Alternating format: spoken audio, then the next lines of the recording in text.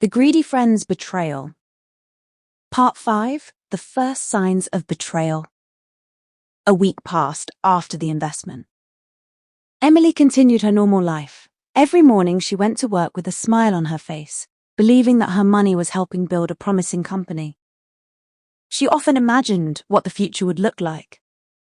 Maybe she would open her own design studio one day. Maybe she would buy a small house in the countryside. Maybe she would use some of the profits to help her parents. She felt hopeful. Daniel, however, was living a very different life. The moment the money arrived in his account, he began spending it. First, he paid all his debts. Then he bought expensive clothes. A few days later, he rented a luxurious apartment in one of London's most expensive neighborhoods. He even placed a deposit on a brand new sports car. For the first time in years, he felt rich. But with every pound he spent, his fear grew stronger. Because the money did not belong to him. It belonged to Emily. The first question. One afternoon, Emily called him. "Hi, Daniel, how's everything going?" "Fine," he replied. "I was just wondering, have you heard anything from the company?" Daniel froze. "No, not yet." "Oh, that's okay, I was just curious." He forced a laugh. "These things take time." "You're right." After the call ended, Daniel felt nervous. It was only the first week, and she was already asking questions. He suddenly realized something important. He would have to keep lying. Again and again. And every lie would be more difficult than the last. A guilty conscience. That night, Daniel sat alone in his new apartment. The place was beautiful. Large windows overlooked the city. The furniture was expensive. Everything he had once dreamed about was finally becoming real. Yet he did not feel happy.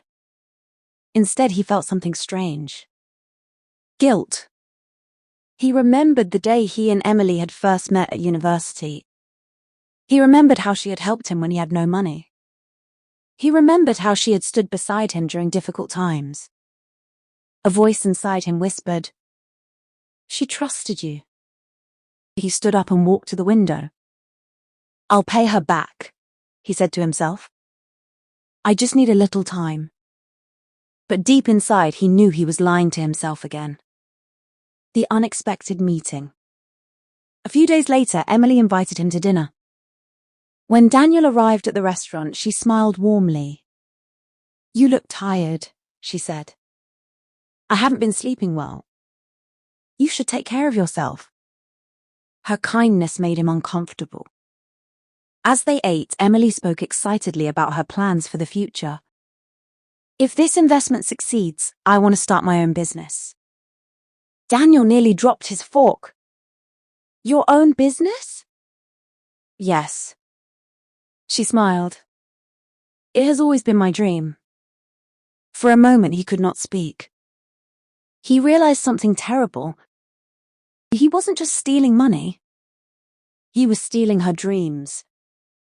A dangerous lie. At the end of dinner, Emily asked another question. "When do you think we'll hear from the company?" Daniel hesitated.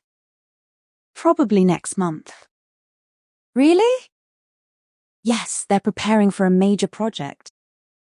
She smiled. "That's exciting." Daniel nodded. But his hands were shaking beneath the table. The lies were becoming bigger.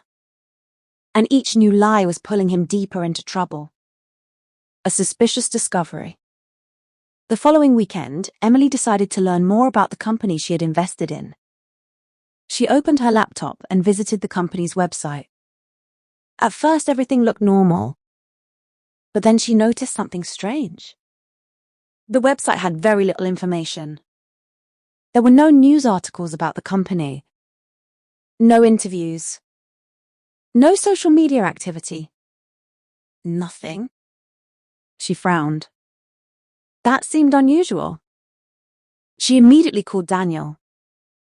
"Hi," she said. "Hello." I was looking at the company's website. Daniel's heart skipped a beat. Oh? I can't seem to find much information about them. He forced himself to remain calm. They're a private company, that's normal. Oh. She sounded relieved. Don't worry, he said. Everything is fine. Okay. After hanging up, Daniel sat silently. For the first time, he realized that his plan might not work forever. Sooner or later, Emily would discover the truth. And when that happened, he would lose more than money. He would lose his best friend. Outside, dark clouds gathered over London. A storm was coming. And neither of them was prepared for what would happen next. To be continued in part 6, Emily begins to suspect the truth.